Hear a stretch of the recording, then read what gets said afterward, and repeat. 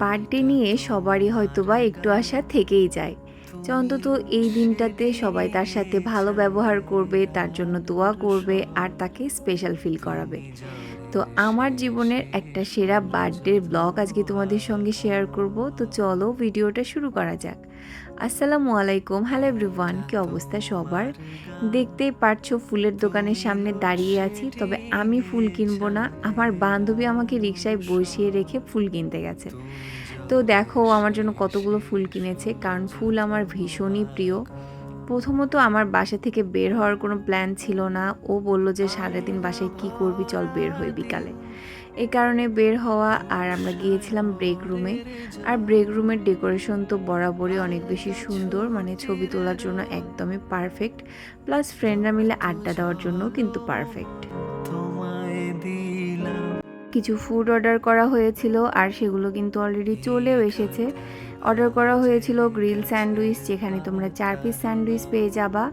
আর এই স্যান্ডউইচগুলোতে কিন্তু চিকেনের পরিমাণ বেশ ভালো দেওয়া থাকে আর এটার টেস্টও খুবই ভালো। যারা খেয়েছো তারা তো জানো, যারা খাওনি তারা কিন্তু ট্রাই করতে পারো।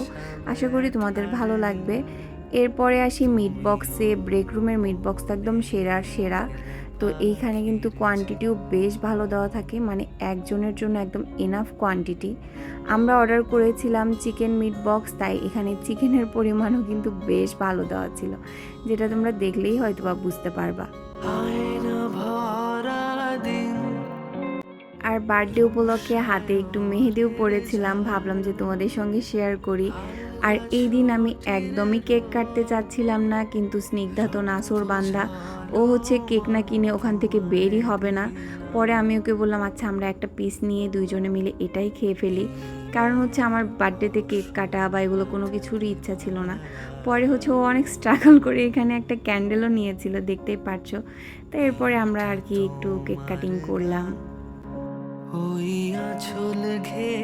আর সত্যি বলতে আমার এই বার্থডে নিয়ে আমার কোনো প্ল্যান বা কোনো এক্সপেকটেশনই ছিল না, কিন্তু তারপরেও যতটুকু হয়েছে আলহামদুলিল্লাহ একদম সেরার সেরা হয়েছে। আর আমার জীবনে স্নিগ্ধা হচ্ছে একটা লকারের মতো, মানে যেখানে সুখ দুঃখ কষ্ট সব কিছু জমা রাখা যায় আর তার বিনিময়ে শুধু ভালোবাসাই পাওয়া যায়। তো আসলে প্রত্যেকটা মানুষের জীবনে এমন ফ্রেন্ড থাকা খুবই বেশি জরুরি, যে তোমার আপস অ্যান্ড ডাউন সব কিছুতেই থাকবে। তো আলহামদুলিল্লাহ সব কিছুর জন্য আর সব কিছু মিলিয়ে দিনটা খুবই খুবই ভালো গেছে। খুবই সুন্দর একটা সময় কাটিয়েছি আমরা, এত এত গল্প করেছি, এত এত ছবি তুলেছি, সব কিছু মিলে অনেক ভালো গেছে। সবাই ভালো থাকো আর আমার জন্য দোয়া করবা। আল্লাহ হাফিজ।